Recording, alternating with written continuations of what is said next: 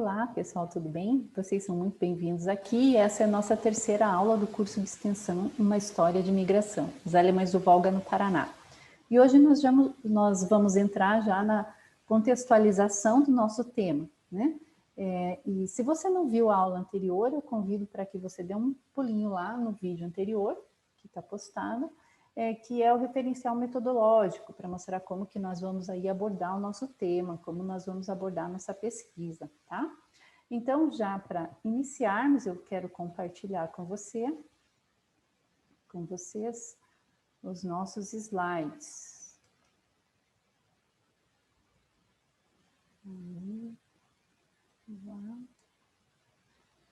Aí.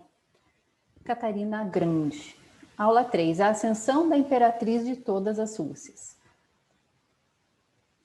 Então, vamos lá, vamos ver quem foi. A Catarina Grande, ela fazia parte da família dos Romanov, né, que governaram aí a Rússia por quase 300 anos, né? Desde Ivan o Grande, Ivan o Terrível, aí eles governaram a Rússia de 1613 até 1917, quando houve a Revolução Russa. Porém, até 1762 foi a casa Romanov, a família Romanov.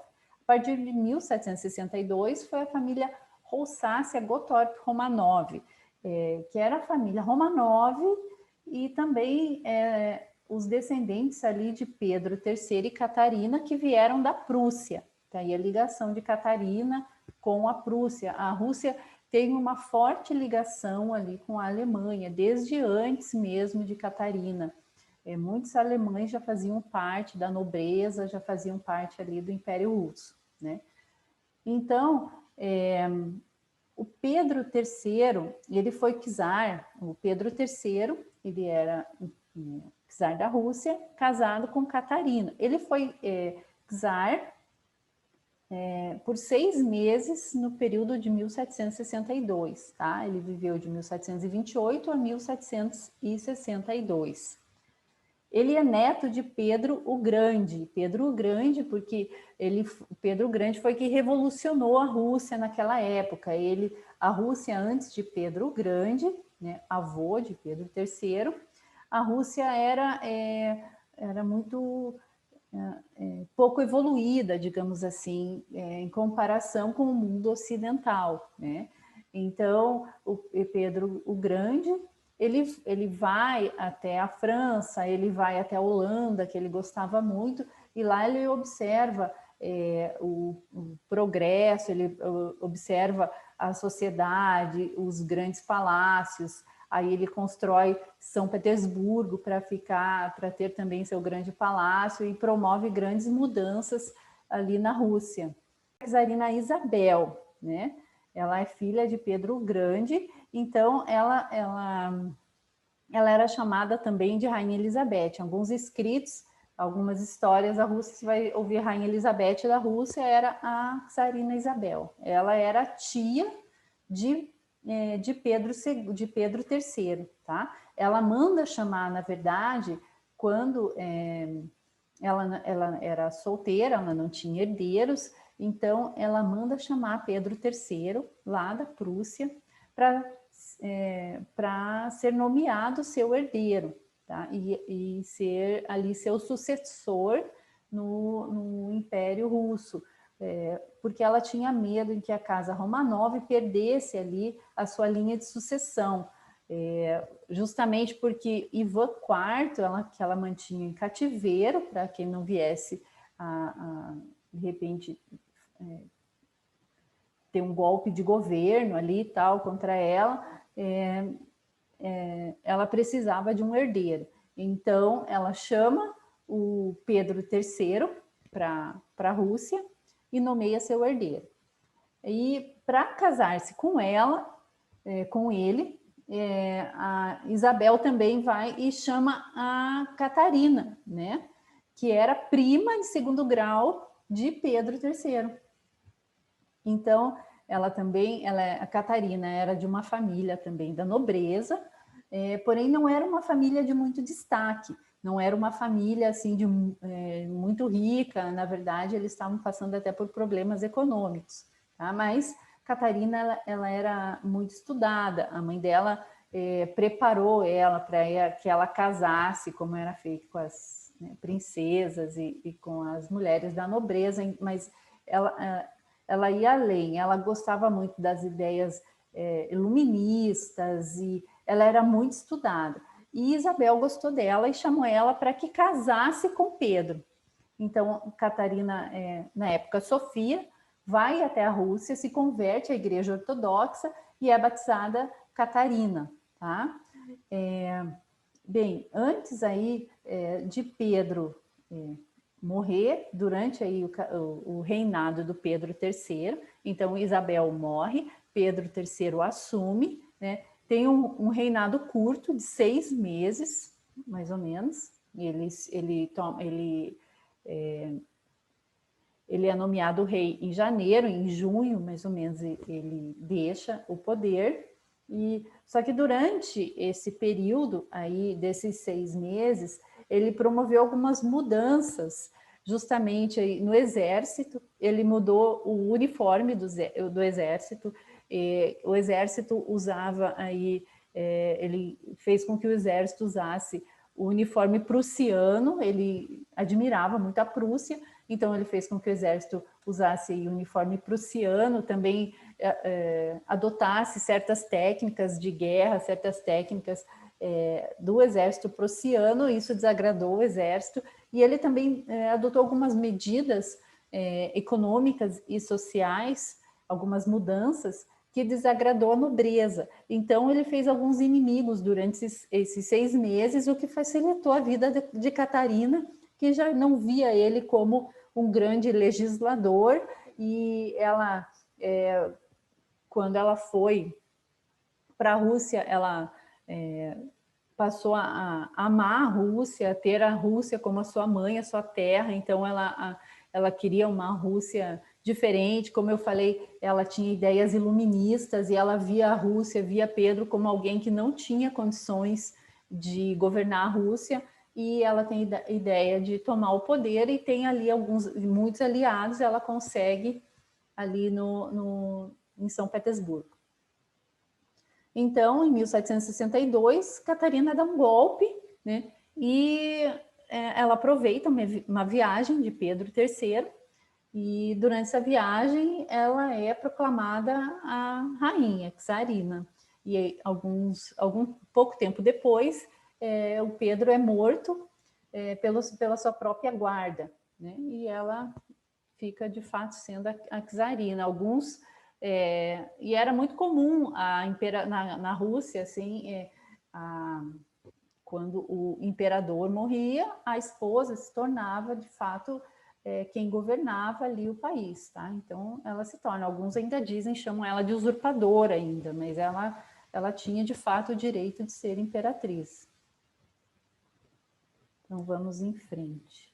A Catarina II, vamos então. A Catarina, ela nasceu em Estetino, na Pomerânia Ocidental, que pertencia à Prússia, tá? Como a gente viu, ela nasceu como Sofia Frederica Augusta de Anhalt-Zerbst-Dornburg. Ela se converte, então, à Igreja Ortodoxa Russa e assume o nome de Catarina Alexeyevna em 1744. Então, ela fica um bom tempo na Rússia. Durante esse tempo que ela ficou, ela lia muito, ela estudava, ela gostava muito de estudar. Ela foi, inclusive, como ela tinha muitas ideias iluministas, ela se correspondia com Voltaire, ela se correspondia com Diderot, e então a ideia, o sonho dela era trazer esses ideais iluministas para a Rússia, para que a Rússia desenvolvesse, crescesse, florescesse aos olhos dela, né? Bem, então, em 1745, com 16 anos de idade, ela se casa com Pedro III, né? Ela tornou-se czarina da Rússia após um golpe em 1762, depondo Pedro III.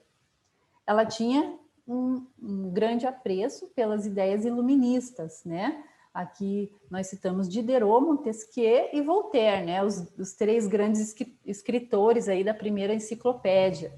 Ela, inclusive, ela tem o Voltaire como seu hóspede por algum tempo. A Catarina II também foi responsável aí por trazer a prensa, a imprensa para a Rússia, a trazer a vacina para a Rússia. Foi uma grande revolução mesmo. A arte desenvolveu muito no período dela, né? Catarina de todas as Rússias. Talvez esse seja a maior característica da Catarina. Ela era uma grande expansionista, né? Ela, apesar dela ter tomado o poder ali com grandes ideais iluministas, ela, assim que ela tomou o poder, ela viu que era necessário ainda ter punhos de ferro. Então, ela não tirou assim muitos, ela não tirou direitos da nobreza, ela governou como uma autocrata mesmo. O campesinato, os servos não tiveram ali muitos direitos a mais, assim, apesar de todo o ideal dela de iluminismo, tá? Mas como expansionista, ela acrescentou cerca de mais de 500 mil quilômetros ao território russo. Então, anexou ali o Kanato da Crimeia, era o último Kanato ali dos cães da Mongólia, era o último Kanato da Crimeia, né, que os seus antecessores ainda não tinham conseguido conquistar, tinham feito alguns acordos ali, mas ela anexa o Kanato da Crimeia, Nova Rússia, Ucrânia, Bielorrússia, Lituânia e Curlândia. Então, amplia muito o território da Rússia. Aqui, se nós verificarmos aqui, olha só, toda essa parte azul clara foi a parte que ela anexou. Né? Em 1766, esse era o território. Né? Em 1696, também essa parte em verde claro, também ela foi responsável. Aqui, essa pintura mostra o retorno dela da batalha onde ela anexou a Crimeia. Então, vamos entrar um pouquinho aqui na Guerra dos 7 Anos. Bem, a Guerra dos 7 Anos foi ali antes de Catarina, ela terminou, tá? A gente só vai contextualizar esse tema da guerra porque essa guerra aconteceu em território prussiano, ali na Alemanha, e foi um dos grandes motivos que levou a Alemanha a muita pobreza tal, e destruição. Então, vamos estudar um pouquinho sobre ela. Bom, foi Guerra dos 7 Anos, de 1756 a 1763, tá? Ela foi uma batalha ali entre a França e a Inglaterra e seus aliados. De um lado, nós tínhamos a França, a Áustria, a Saxônia, a Suécia e a Espanha, tá? Do outro lado, a França de Luís XV, tá? Do outro lado, nós tínhamos a Grã-Bretanha, Portugal e Hanover. A Grã-Bretanha, ali a Prússia do rei Frederico II. E eles lutavam por vários motivos religiosos, ali ainda tinha muita batalha ali entre católicos e protestantes, tá? Principalmente por causa das colônias. A França ali tinha as colônias ali onde eram o Canadá e nos Estados Unidos, também pelas colônias ali da Índia e Hanover.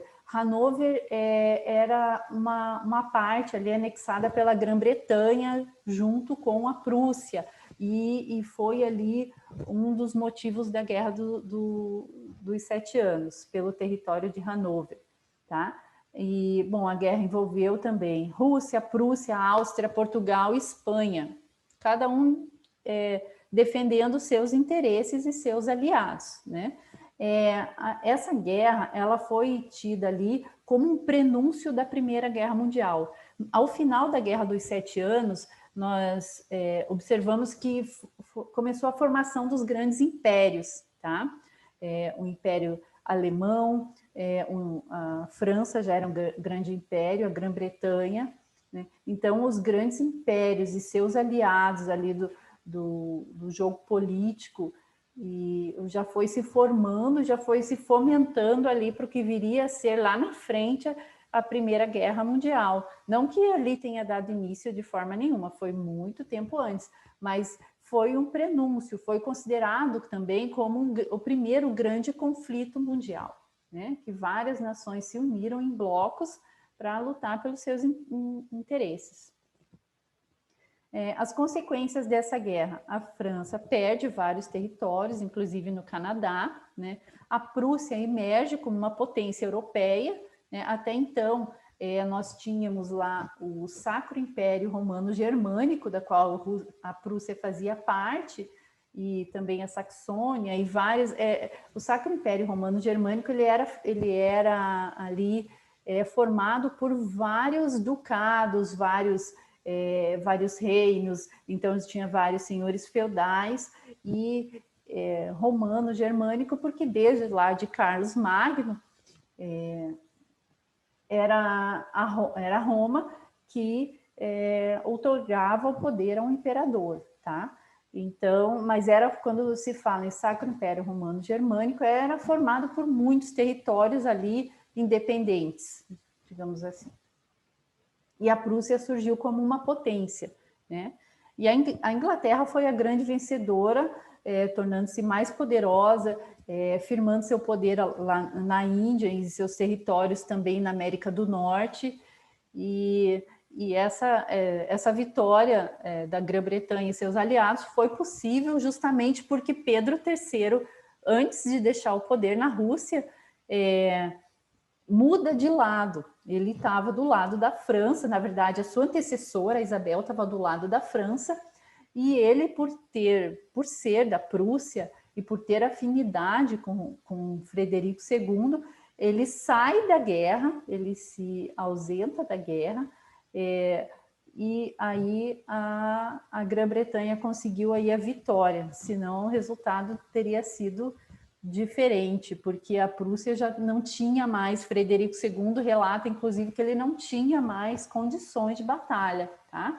E essas batalhas se deram principalmente em território prussiano. Então, claro, uma guerra traz o quê? Pobreza, miséria, doença, destruição no país onde ela é travada. Então, foi o que aconteceu com a Prússia. A Prússia, após a Guerra dos 7 Anos, ela estava destruída, né? Então, com o fim da Guerra dos 7 Anos, e o Sacro Império Romano Germânico destruído pelas batalhas do seu território, pela fome e pobreza, Catarina enviou um manifesto convite, né? Esse convite foi justamente o convite para que os alemães, e não só alemães, ela enviou para toda a Europa Central, alguns países como a França e a Grã-Bretanha impediram que ela publicasse lá, que ela mandasse essa carta, mas ela enviou um manifesto por toda a Europa Central, mas principalmente o seu grande objetivo era trazer os alemães até a Rússia, tá? E aqui, como nós vemos aqui, né, na capa desse, essa é a capa de um livro do Victor Hall, do manifesto, ainda não, do manifesto da Catarina.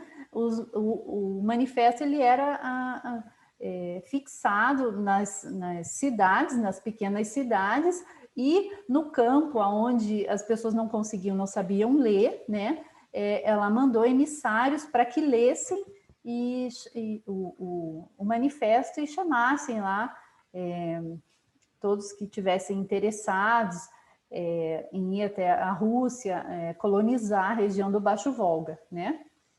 Então, e durante várias décadas, o Império Russo tentou colonizar o Baixo Volga, com o intuito de desenvolver e proteger aquele território, enviando cossacos, servos, mas não obteve êxito. Bom, o Baixo Volga, nós vimos ali no mapa, era justamente aquela região onde ela conquistou mais território. Então, tinha ali, era formado por várias tribos nômades e seminômades, tribos nativas, e era difícil, era um território muito grande, difícil de ser protegido, né?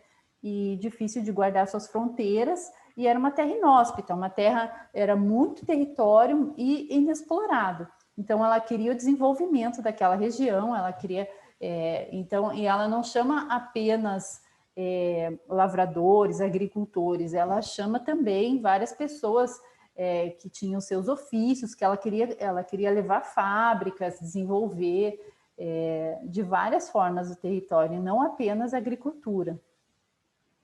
Bom, e ela queria também aumentar os seus súditos, né? Porque assim era uma forma populista dela chamar esses colonos que eles jurariam lealdade a ela e se tornariam seus súditos. Ela buscava também a fidelidade de súditos, porque ela não tinha muita, justamente por causa dessas ideias iluministas e tal, ela não tinha muita popularidade na corte, ela não tinha muito apoio da nobreza. Então, aqui, essa é uma cópia da carta convite, enviada aí pela Catarina para a Alemanha, para outros países também, né? Em 1763, logo já no primeiro ano do seu reinado, ela assina esse decreto e chamando estrangeiros para se estabelecerem nas regiões ali do Baixo Volga, né? Aqui nós temos um trechinho da parte inicial. Depois eu vou deixar na descrição desse vídeo a tradução da carta para quem tiver interesse em lê-la na íntegra, tá? Eu, Catarina II, imperatriz e governante autocrata de todos os russos em Moscou, Kiev e Vladimir, desejo que todos os estrangeiros venham ao nosso império para se estabelecerem em todos os governos que queiram. Então, era uma oferta excelente, né? Ela isenta de impostos, isenta de serviços militares, os estrangeiros que fossem até a Rússia. Ela diz, primeiramente, ela diz que eles poderiam fazer o que quisessem e escolher o lugar onde fossem ficar, né?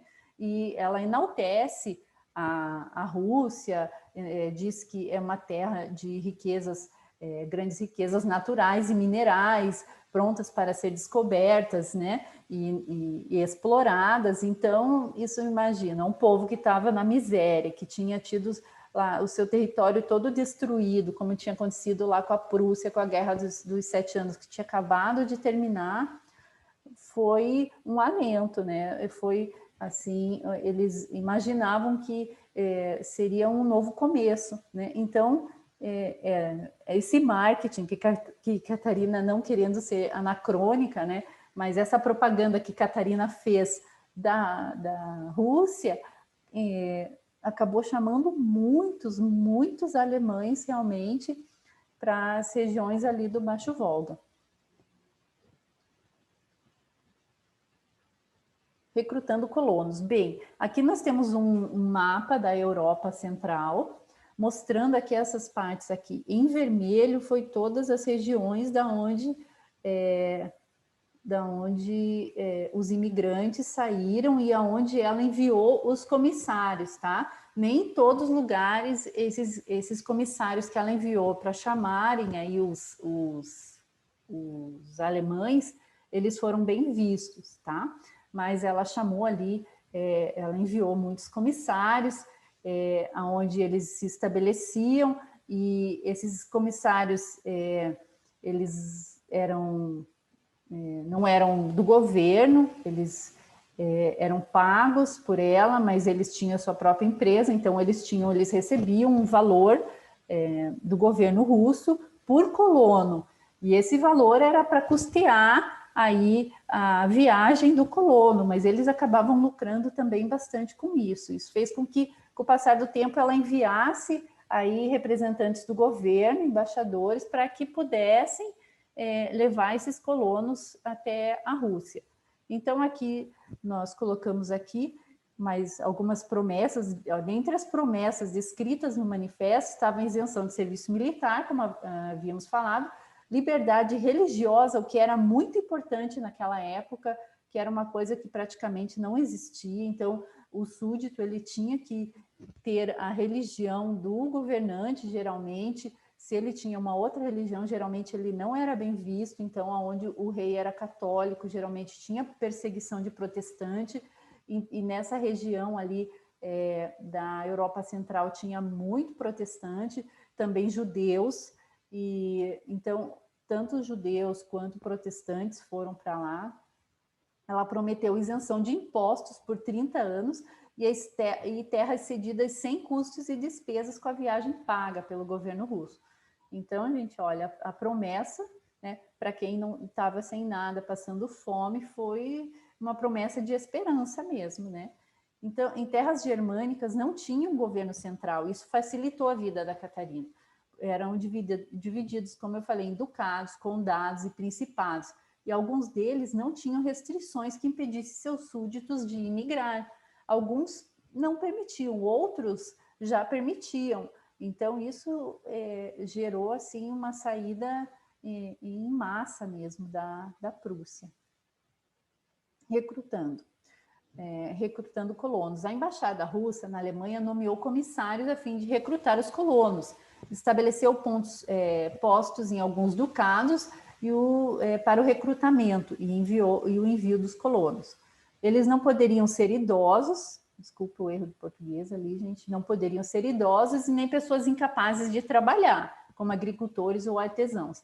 Os recrutadores pagavam dívidas de alguns colonos junto aos seus senhores feudais. Então, até para isso, a Catarina dispôs de rublos, né, que era a moeda da Rússia, para que as dívidas dos colonos fossem saldadas junto com seus senhores feudais, porque eles eram servos, né, eles eram vassalos, eles tinham ali o senhor feudal e eles pertenciam à terra. Então, se eles tinham alguma dívida de imposto ali junto com o seu senhor feudal, eles não poderiam sair daquela terra.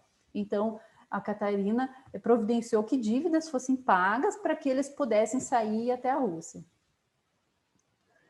O local onde eles saíram foi ali próximo da Dinamarca, foi Lübeck. Tá? A viagem de Lübeck a São Petersburgo, aqui nós temos no mapa. Aqui uma das viagens aqui é pelo canal da Dinamarca. Ó, Lübeck aqui embaixo, não sei se vocês conseguem ver. Deixa eu ver se eu consigo aqui, gente. Não sei se eu vou conseguir. Eu queria rabiscar um pouquinho. Vamos ver. Será que eu consigo? Vou pegar uma canetinha aqui. Aqui, acho que vai dar certo. Então, ó, Lübeck, aqui embaixo. Conseguem ver aqui? É o local, um dos locais aonde eles saíram. Então, eles vinham da Alemanha, eles vinham até Lübeck, passavam pelo Estreito da Dinamarca, pela Pomerânia, que é a Pomerânia onde Catarina nasceu, né? E pelo Mar do Norte, eles iam até próximo, não era exatamente São Petersburgo, mas era próximo de São Petersburgo, tá? Os colonos recebiam até 40 rublos para a despesa da viagem, mas esse valor não era pago diretamente aos colonos, tá? Os emissários, os comissários, eles tinham esse valor para custear a viagem. E depois o colono, depois de um tempo, ele tinha muito tempo, mas ele tinha que ressarcir esse valor. Até a data da viagem, os colonos ficavam alojados em Lübeck, na Alemanha. Tinham grandes alojamentos lá, e eles ficavam alojados lá. As viagens eram feitas em fragatas alugadas da Inglaterra.